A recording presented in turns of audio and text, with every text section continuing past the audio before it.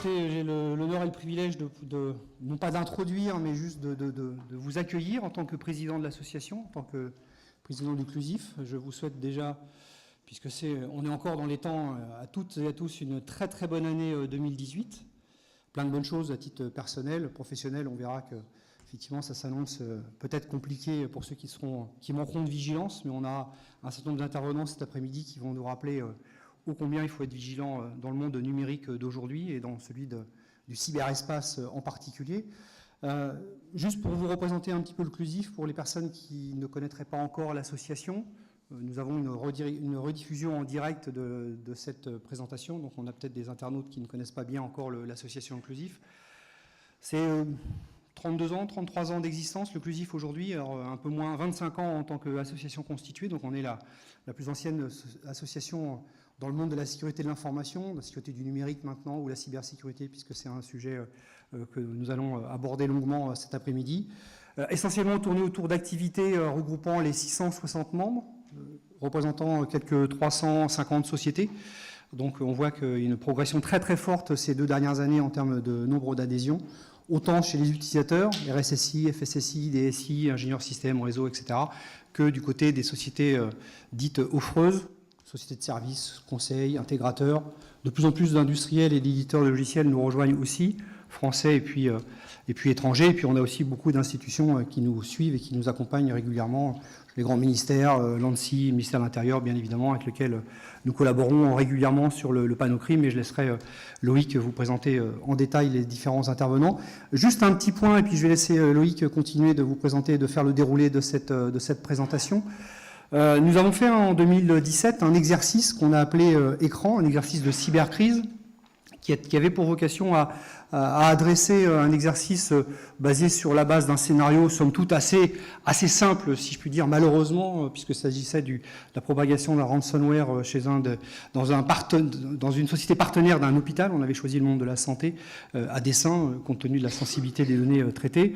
C'est un exercice qui a rempli l'ensemble de ces attentes et on était complètement tous satisfaits d'y avoir à la fois participé et de l'avoir organisé. Donc, je pense que je vais pouvoir annoncer qu'en 2018, nous referons un exercice cybercrise qui a pour vocation d'abord et avant tout de mettre en situation certains de nos membres sur un scénario que nous définirons au courant de l'année et sur une sélection de quelques personnes qui pourront participer à cet exercice. En 2017, on avait fait une conférence pour présenter les résultats de ce premier exercice. Très probablement qu'en 2018, on ne nous ferons peut-être pas de conférence pour faire cette synthèse, puisqu'on a vocation à le faire tous les ans et c'est pas forcément utile de faire des conférences à chaque fois. Voilà, donc je vais juste conclure sur cet exercice cybercrise 2018 qui va se préparer dans les semaines qui viennent. Et je vais laisser la parole à Loïc Guézot et je vous remercie toutes et tous de votre présence cet après-midi et à nos internautes de nous suivre toujours aussi nombreux.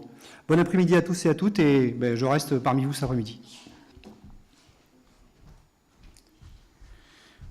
Bonjour à toutes et à tous. Merci Jean-Marc pour cette introduction. Alors moi, je vais aller un petit peu plus dans le détail du sujet. Aujourd'hui, c'est le panorama annuel de la cybercriminalité. Alors comme tous les ans, il est nécessaire de rappeler comment ce groupe de travail fonctionne. Donc c'est au sein du Clusif un groupe de travail. Donc c'est, je vais dire, comme un projet. C'est quelque chose qui démarre en début d'année et qui se termine en fin de l'année suivante avec cette restitution. Et puis qui va vraisemblablement redémarrer dans les jours qui vont suivre ce panorama pour une nouvelle année. Donc c'est aujourd'hui une trentaine de membres qui participent à ce groupe de travail, dont l'objectif est de réaliser une sélection des événements cyber de l'année, avec la vocation d'identifier les nouveaux phénomènes, et puis naturellement de voir qu'est-ce qui tient de la tendance durable ou de l'épiphénomène. Et puis finalement, c'est de plus en plus, et on va le voir encore plus cette année que l'année précédente et encore avant, c'est un regard sur notre société qui est bien sûr de plus en plus connectée et dépendante du numérique. Donc il y a beaucoup d'actualités. C'est aussi un moment de partage puisqu'à la fin de cette présentation, on aura une séance de questions-réponses qui fait partie intégrante du panorama pour éclairer bien sûr peut-être des sujets qu'on n'aura pas eu le temps d'aborder puisque vous le verrez, l'actualité était vraiment très forte en 2017. Et puis c'est de plus en plus au sein même du Clusif, c'est un petit jeu de mots, c'est un espace connecté, puisqu'on est de plus en plus en relation avec d'autres groupes de travail au sein du Clusif, pour lesquels on prend soit de la matière qui vient de leur part vers chez nous, ou on les aide à intégrer encore plus les aspects cybercriminalité dans leur groupe de travail. Donc, il y a 2 groupes de travail nouveaux qui sont rentrés en collaboration, on va dire, avec le groupe de travail Panorama de la cybercriminalité. Historiquement, il y avait MIPS depuis de nombreuses années, mesures et pratiques de sécurité en France, qui ont été rejoints dans ce mode collaboratif par le groupe de travail sécurité des systèmes industriels, qui sont omniprésents maintenant dans l'actualité cyber, et puis le groupe Internet des objets, sécurité de l'IoT, qui arrive à grands pas. On annonce des 20 milliards d'objets en 2020. 2020, c'est de plus en plus près de nous. Alors, un petit coup de chapeau, un grand merci surtout à l'ensemble des contributeurs du Panorama. Donc vous avez la liste, je vais pas la lire, mais vous noterez qu'il y a une bonne couverture en termes de taille et en termes de type de contributeurs. Et puis bien sûr, les autorités, les institutionnels, avec la participation régulière et bien motivée, que ce soit de l'ANSSI ou du ministère de l'Intérieur, avec ses grandes directions spécifiques sur ces sujets. Alors les mots-clés, voilà, c'est vite fait. Un grand classique, les NotPetya, WannaCry. Mais il y a aussi des sujets qui vont être très intéressants sur le hacking de l'Internet des objets. Et puis des attaques un petit peu innovantes, en tout cas qui mettent en ligne, par exemple, le cloud computing. On essaiera de faire aussi un focus sur tout ce qui est cyberpropagande, interférence sur les élections, qui a été un gros sujet de 2017. Et puis bien sûr le Bitcoin, les ransomware, la rançon et son pendant juridique qui lui aussi évolue très vite avec, en 2017, l'aspect assurantiel qui a aussi là bien progressé.